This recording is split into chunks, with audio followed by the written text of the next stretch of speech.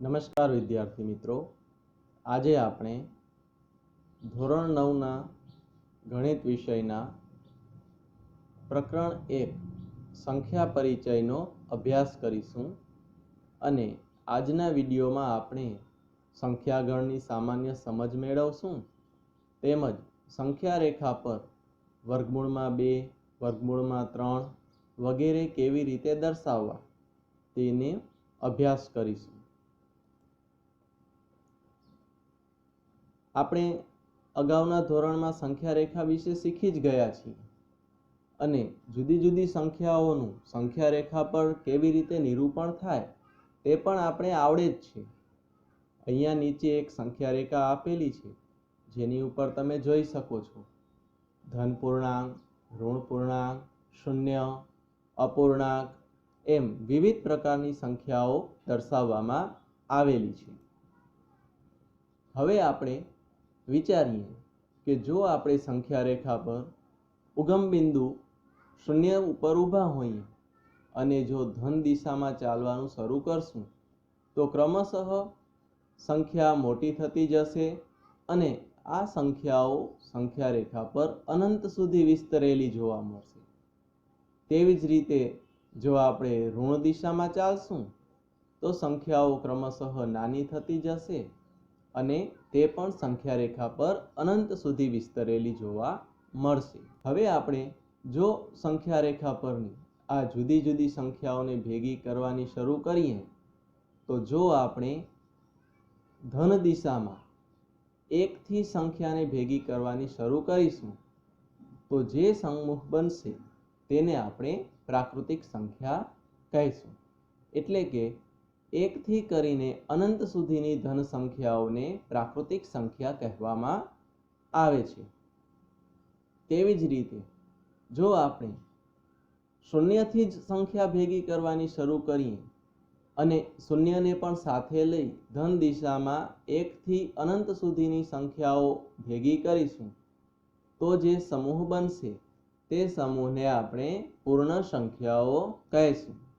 હવે ધન સંખ્યા અને શૂન્યની સાથે સાથે તેમાં ઋણ સંખ્યા પણ ભેગી કરવાની શરૂ કરીશું તો જે સમૂહ બનશે તેને આપણે પૂર્ણાંક સંખ્યા કહીશું।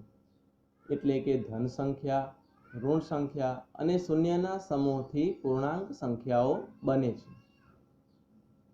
હવે આ સિવાયની બાકી રહેતી તમામ સંખ્યાઓ એટલે કે અપૂર્ણાંકને પણ જો સાથે લઈ લેશું તો જે સમૂહ બનશે તે સમૂહને આપણે સમય સંખ્યા કહીશું। એટલે કે આ સંખ્યાઓના સમૂહો બનાવ્યા બાદ આપણે એવા તારણ પર આવી શકીએ કે પ્રાકૃતિક સંખ્યા ગણ એ સૌથી નાનો ગણ છે, તેનાથી મોટો પૂર્ણ સંખ્યા ગણ છે, પૂર્ણ સંખ્યા ગણથી મોટી પૂર્ણાંક સંખ્યા ગણ છે અને તેનાથી મોટો સમય સંખ્યા ગણ છે। અહીંયા નીચે તમે જોઈ શકો છો કે પ્રાકૃતિક સંખ્યા ગણ છે તે પૂર્ણ સંખ્યા ગણમાં સમાઈ ગયો છે। પૂર્ણ સંખ્યા ગણ અને પ્રાકૃતિક સંખ્યા ગણ બંને પૂર્ણાંક સંખ્યા ગણમાં સમાઈ ગયા છે અને એ ત્રણેય સમય સંખ્યા ગણમાં સમાઈ ગયેલા છે। હવે જો આપણે આ ચારેય ગણના સંકેતની વાત કરીએ તો પૂર્ણ સંખ્યા ગણને કેપિટલ N વડે દર્શાવવામાં આવે છે, પૂર્ણ સંખ્યા ગણને W વડે દર્શાવવામાં આવે છે, પૂર્ણાંક સંખ્યાઓના ગણને Z વડે દર્શાવાય છે અને સમય સંખ્યા ગણને Q વડે દર્શાવવામાં આવે છે, જે આપણે અહીંયા આકૃતિમાં જોઈ શકીએ છીએ। હવે આ ચાર ગણનો અભ્યાસ કર્યા બાદ આપણે વાસ્તવિક સંખ્યાઓનો પરિચય મેળવીએ તો આપણે જે સમૂહ ભેગો કર્યો છે એ સંખ્યાઓના સમૂહના થેલામાં શું કોઈ સંખ્યા બાકી રહી ગઈ છે? તો ના, કારણ કે આપણે સંખ્યા રેખા પરની તમામ સંખ્યાઓ જેમાં સમય સંખ્યા અને અસમય સંખ્યાઓ પણ આવી જાય છે એ તમામને સાથે લઈ લીધેલી છે. એટલે કે હવે આ બધી સંખ્યાઓ ભેગી કરતા જે વિશાળ સંખ્યાગણ બને છે તેને આપણે વાસ્તવિક સંખ્યાઓનો સમૂહ એટલે કે રિયલ નંબર્સ તરીકે ઓળખીએ છીએ અને તેને આર વડે દર્શાવવામાં આવે છે. આમ વાસ્તવિક સંખ્યાઓ સમય અથવા અસમય સંખ્યાઓ હોઈ શકે છે.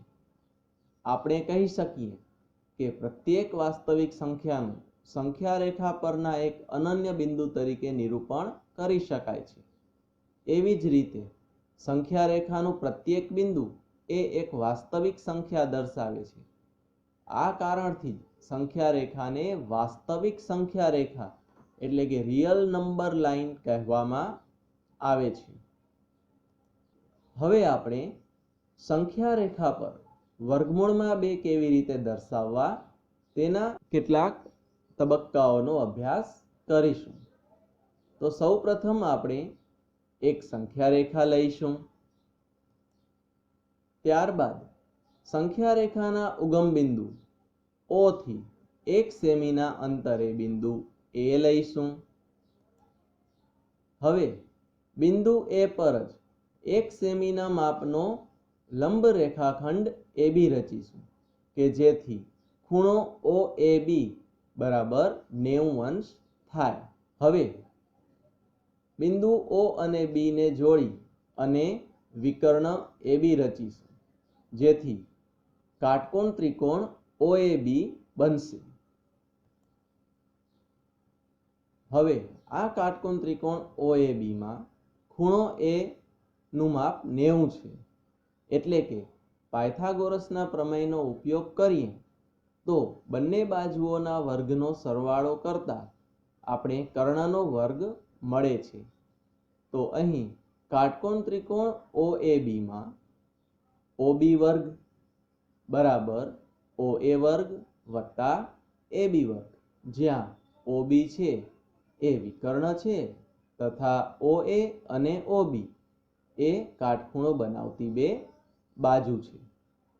હવે OB વર્ગ બરાબર બંને બાજુનું માપ 1 સેમી છે એટલે કે 1 નો વર્ગ વત્તા 1 નો વર્ગ થશે. માટે OB વર્ગ બરાબર 2 મળશે. પરંતુ આપણે OB વર્ગ નહીં પરંતુ OB નું માપ જોઈએ છીએ. તો જો OB વર્ગ બરાબર 2 હોય તો તેનું વર્ગમૂળ એટલે કે OB બરાબર વર્ગમૂળમાં 2 મળશે. હવે પરિકરની મદદથી ઉગમ બિંદુ O ને કેન્દ્ર લઈ OB ના માપનો ચાપ રચીશું અને એ ચાપ સંખ્યા રેખાને જ્યાં છેદશે ત્યાં આપણે બિંદુ M નામ આપીશું. આમ સંખ્યા રેખા પર દર્શાવેલ બિંદુ M એ સંખ્યા રેખા પર વર્ગમૂળમાં 2 દર્શાવે છે. તો વિદ્યાર્થી મિત્રો, આવી જ રીતે આપણે એક પગલું આગળ જઈ જો M બિંદુ પર પુનઃ 1 સેમીના માપનો લંબ રેખાખંડ MN રચીશું. ત્યારબાદ વિકર્ણ ON રચી અને બનતા કાટકોણ ત્રિકોણ OMN માં પાયથાગોરસના નિયમનો ઉપયોગ કરી ને ગણતરી કરીશું તો આપણને વિકર્ણનું માપ વર્ગમૂળમાં 3 મળશે અને ત્યારબાદ ON ચાપ લઈ અને સંખ્યા રેખા પર બિંદુ મેળવતા દર્શાવેલ બિંદુ P એ વર્ગમૂળમાં 3 દર્શાવશે. તો આવી જ રીતે આપણે સંખ્યા રેખા પર સંખ્યાઓને દર્શાવી શકીએ છીએ. હવે જો આપણે સંખ્યા રેખા પર વર્ગમૂળમાં 5 દર્શાવવા હોય તો ઉગમ બિંદુથી 2 સેમીના અંતરે લઈ અને બિંદુ A રચવાનું અને આ જ ક્રમમાં આગળ વધતા વધતા આપણે વર્ગમૂળમાં 5, વર્ગમૂળમાં 7 વગેરે સંખ્યાઓ પણ સંખ્યા રેખા પર દર્શાવી શકીએ છીએ.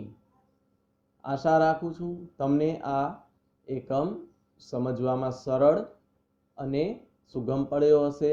ફરી મળીશું નવા વિડીયો સાથે, નવા એકમની સરળ સમજૂતી સાથે.